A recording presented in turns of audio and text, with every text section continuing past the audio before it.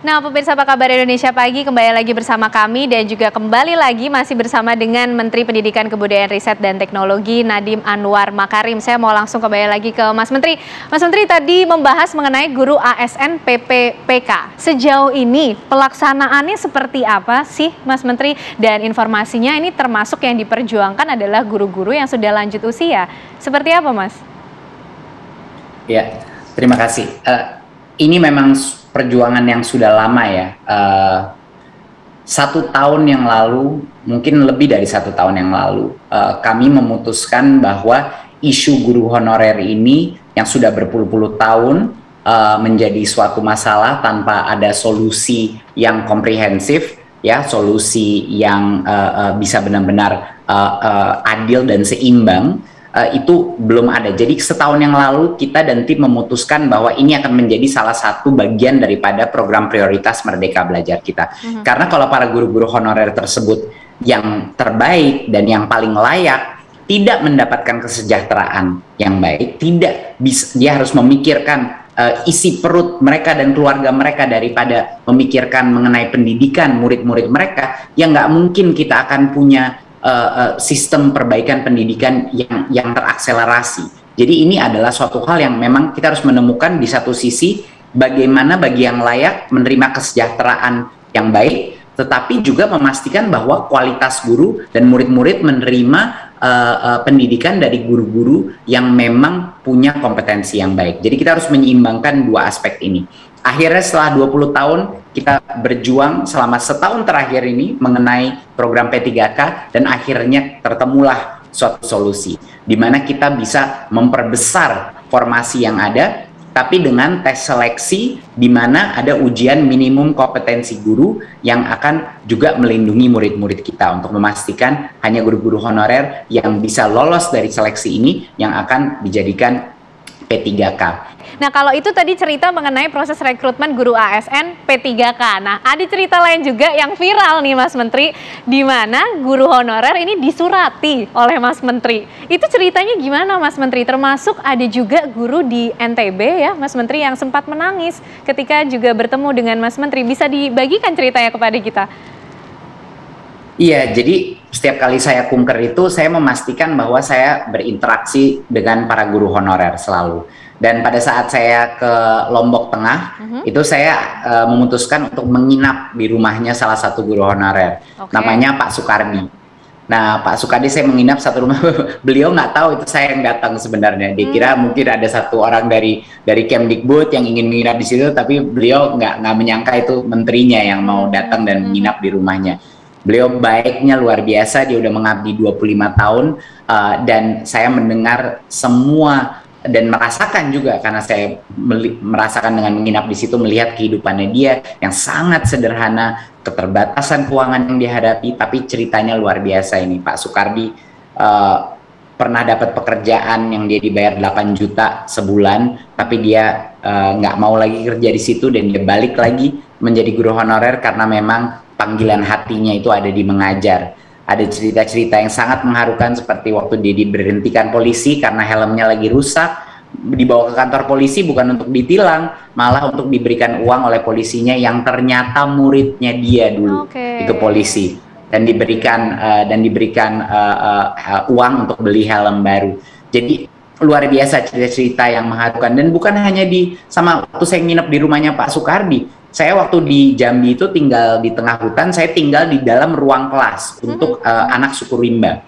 Dan di situ saya berbicara dengan 6 guru honorer yang setiap hari itu masuk ke dalam hutan, kadang-kadang ketemu anaknya, kadang-kadang enggak. Mereka bawa pakaian untuk anak-anak, mereka bawa makanan untuk anak-anak itu, untuk memberikan mereka pendidikan. Dan semua ini adalah guru-guru honorer.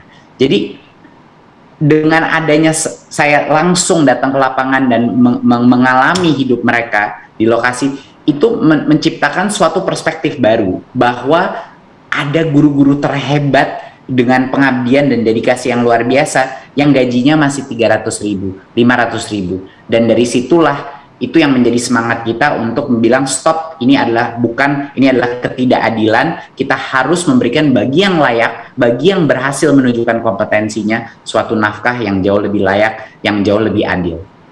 Oke, kalau soal yang menangis gimana tuh ceritanya Mas Menteri? Ada guru honorer yang juga sempat menangis ketemu sama Mas Menteri nih. Iya, itu di PAUD waktu saya di Lombok juga. Itu di PAUD, guru PAUD yang dia sedang mengajar, dan mengajarnya itu sangat sangat engaging, sangat menarik gitu cara penyampaiannya, dengan anak-anak PAUD-nya pada ngeliatin gurunya, tapi tiba-tiba dia ngeliat ke saya dan langsung emosional, mulai menangis. Dan saya juga nggak kuat ya, karena cukup terharu dalam situasi itu. Jadi akhirnya saya peluk gurunya, dan dia curhat mengenai bagaimana dia diberi uang sekitar 100.000 sebulan, dan kadang-kadang nggak tepat. Dan saya itu merupakan suatu hal yang menyedihkan. Saya mendengar 500.000, 600.000 sering, tapi 100.000 itu saya kaget mendengar bahwa gajinya bisa sekecil itu. Ya, seperti guru-guru itu bekerja hanya untuk anak-anak, bukan untuk pendapatan, berarti kalau sekecil itu. Jadi itu yang saya langsung bilang kepada Pemda, tolong formasi-formasi yang ada buat guru PAUD pun, buat guru-guru tolong dilengkapi, karena dari formasi yang kita berikan sebenarnya kapasitas, Pemda itu hanya sekitar memberikan kami sekitar 50% dari yang diminta.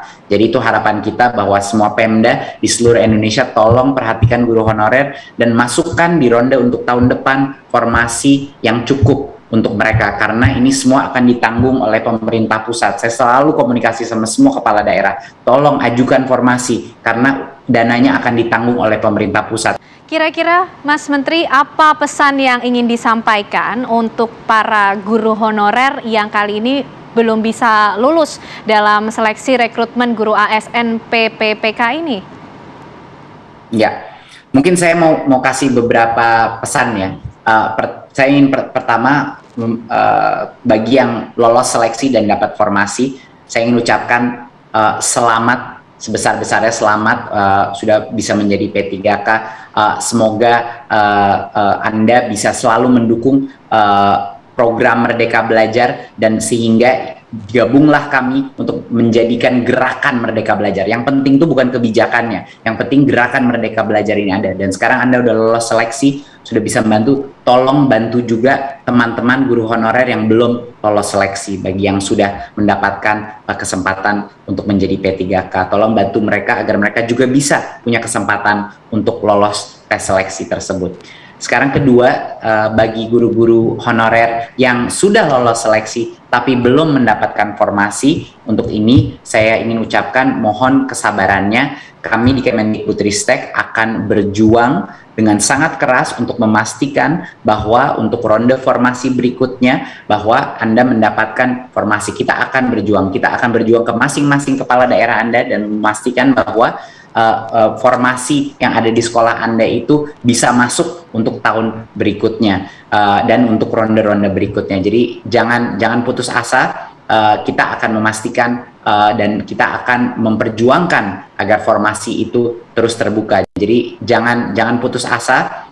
Kita akan memastikan dan kita akan memperjuangkan agar formasi itu terus terbuka. Jadi bagi yang lolos seleksi tapi tidak dapat formasi, kita mendengar Anda, kita selalu mendengar Anda dan akan kita perjuangkan. Dan bagi yang belum lolos seleksi pada saat ini, saya ingin mengucapkan bahwa terima kasih untuk telah berjuang untuk mencoba melewati tes seleksi itu, karena itu pasti nggak mudah dan merupakan suatu hal yang membutuhkan keberanian untuk masuk ke dalam tes seleksi ini. Tapi jangan putus asa, itu pesan saya, jangan putus asa. Anda bisa belajar lagi, bisa belajar dari teman-teman yang lulus seleksi. Anda bisa mengerjakan tes itu kedua kali, dan kalau itu pun gagal lagi, Anda punya kesempatan ketiga kali untuk mengambil tes itu. Baik, terima kasih informasi, penjelasan, dan juga kesempatannya Menteri Pendidikan, Kebudayaan, Riset, dan Teknologi Nadiem Anwar Makarim dalam Apa Kabar Indonesia Pagi. Sehat selalu Mas Menteri. Dan pemirsa, itulah tadi perbincangan kami bersama dengan Menteri Pendidikan, Kebudayaan, Riset, dan Teknologi Nadiem Anwar Makarim mengenai Merdeka Belajar.